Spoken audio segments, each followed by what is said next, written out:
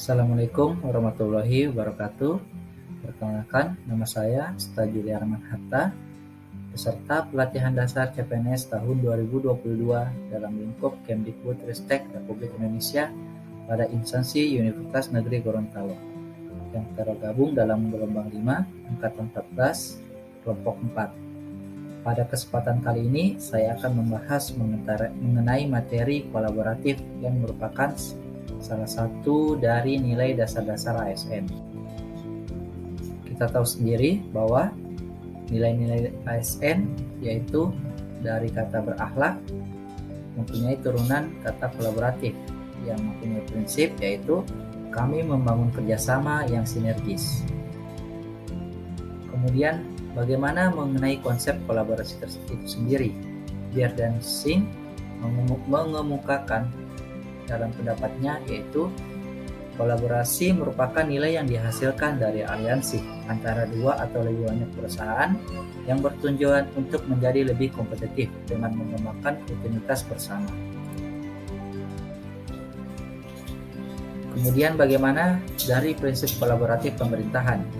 Dalam hal ini, kolaboratif pemerintahan merupakan sebuah pendekatan pengambilan keputusan tata kelola kolaboratif serangkaian aktivitas bersama di mana mitra saling menghasilkan tujuan dan strategi dan berbagi tanggung jawab dan sumber daya.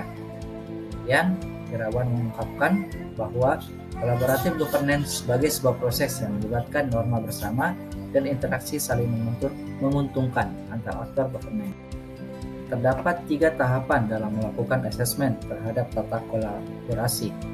Yang terdapat 3 tahapan utama. Yang pertama yaitu bagaimana mengidentifikasi permasalahan dan peluang. Kemudian merencanakan aksi kolaborasi. Kemudian bagaimana mendiskusikan strategi untuk mempengaruhi satu sama lain. Dalam hal ini 3 tahapan yang perlu dilakukan dalam asesmen terhadap tata kelola kolaborasi. Kemudian terdapat 6 kriteria penting untuk kolaborasi yang dituntut oleh ASN sebagai seorang ASN. Yang pertama, forum yang diprakarsai oleh lembaga publik atau lembaga, kemudian peserta dalam forum termasuk aktor non-state, kemudian peserta terlibat langsung dalam pengambilan keputusan dan bukan hanya dikonsultasikan oleh agensi publik. Kemudian forum secara resmi diatur dan bertemu secara kolektif. Kemudian, forum ini bertujuan untuk membuat keputusan dengan konsensus. Dan yang terakhir, kriteria yang penting untuk kolaborasi yaitu fokus kolaborasi adalah kebijakan publik atau manajemen.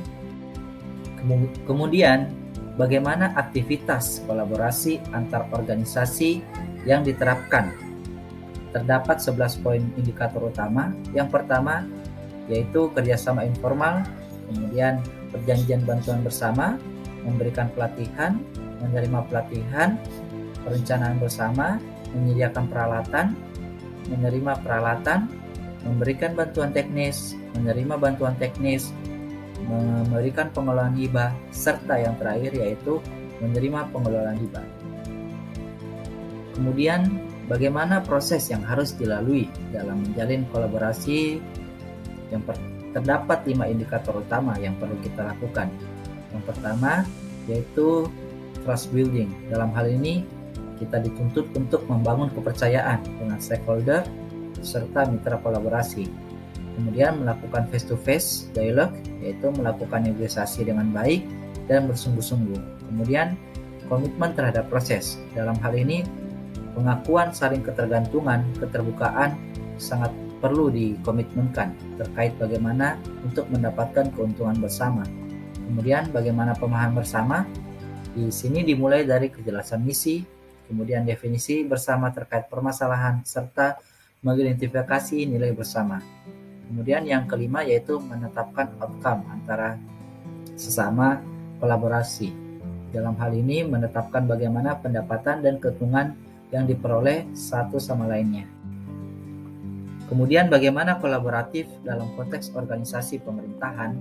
Terdapat 2 faktor yang mempengaruhi kolaboratif dalam organisasi pemerintah, faktor keberhasilan serta faktor penghambat. Dalam faktor keberhasilan terdapat 5 indikator utama yang perlu kita terapkan, yaitu kepercayaan, pembagian kekuasaan, gaya kepemimpinan, strategi manajemen, serta formalisasi pada pencapaian kolaborasi yang efisien, efektif antara entitas publik. Kemudian terdapat faktor penghambat juga dalam kolaboratif organisasi pemerintah, yaitu ketidakjelasan batasan masalah karena perbedaan pemahaman dalam kesepakatan kolaborasi serta hukum kolaborasi yang tidak jelas. Kemudian pada kesimpulan terkait materi kolaborasi dalam salah satu nilai ASN, pada kolaborasi ini nilai-nilai yang mendasari sebuah kolaborasi adalah tujuan yang sama, kemudian adanya kesamaan persepsi, kemauan untuk berproses, saling memberikan manfaat, serta kejujuran. Sekian, terima kasih. Berikut penjelasan dari saya mengenai materi kolaborasi yang merupakan salah satu nilai dari dasar-dasar ASN. Saya Asta Juliarman Hatta, bangga melayani bangsa.